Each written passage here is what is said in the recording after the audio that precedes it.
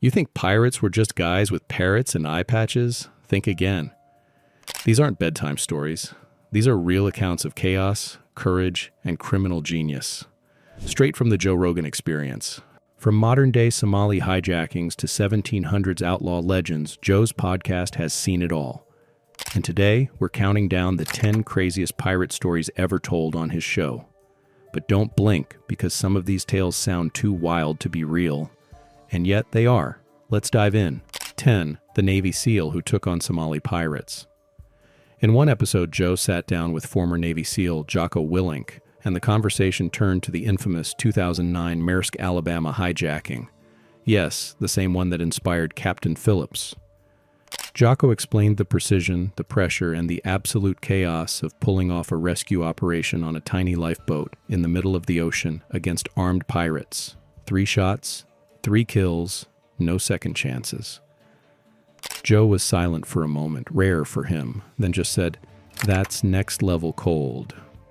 It was a reminder that modern piracy isn't some old myth. It's happening now. 9. Pirate radio and modern smuggler. Joe's longtime friend Duncan Trussell once brought up the idea of pirate radio. Rogue broadcasters operating off-grid, often from ships, hiding from the government. But then it spiraled into a discussion about modern-day smugglers, floating off the coast in disguised boats, sometimes acting like pirate radio hosts to mask drug trafficking. One guy apparently broadcasts conspiracy theories while running actual criminal operations under the radar.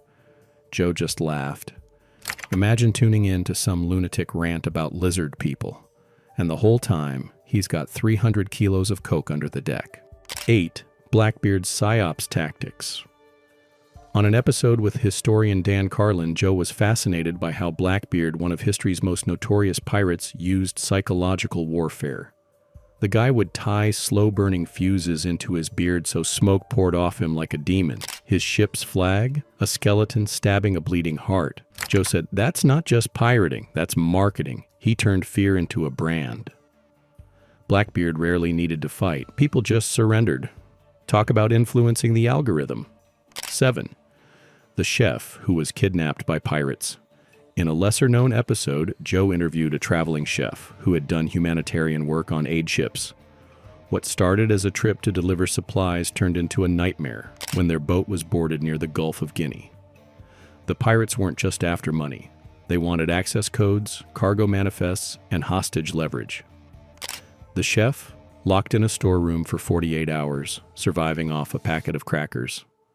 Joe said, "You went on a mission to feed people and almost got turned into pirate currency."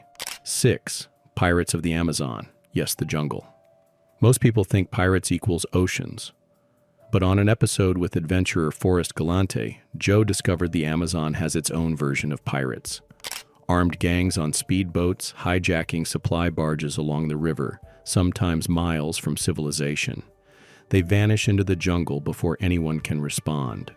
Forrest told a story of a crew forced to jump overboard into piranha-infested waters because it was the safer option. Joe's response, "Dude, nature's already trying to kill you in the Amazon. Now you've got pirates too." 5. The female pirate queen who defied empires. In a talk with Lex Fridman, Joe touched on the legend of Qing Shi, a woman who once commanded over 70,000 pirates in 19th century China. She didn't just lead, she negotiated with entire navies and created a pirate code with strict rules like no stealing from villagers or you'd be executed. Joe was in awe. That's like if Beyoncé ran the Navy SEALs and wrote their HR manual.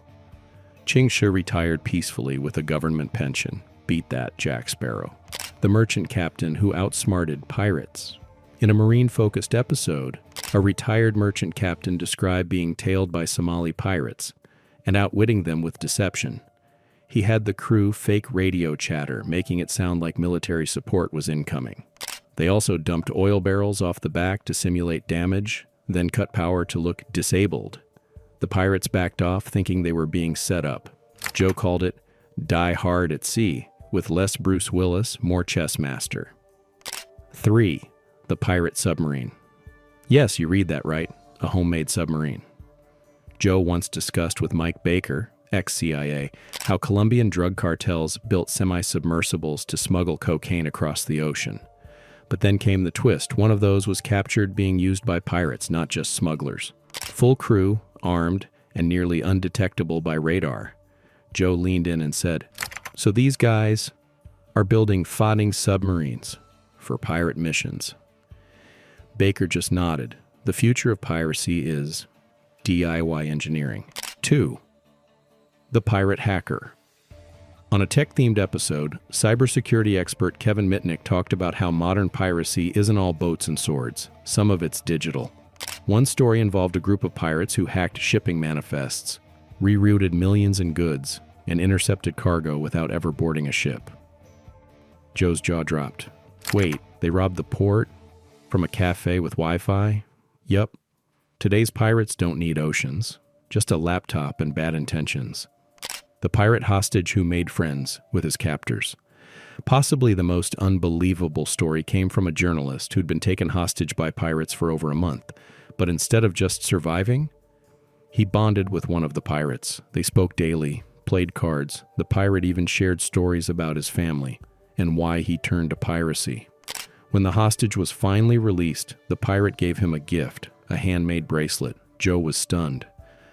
That Stockholm Syndrome meets summer camp?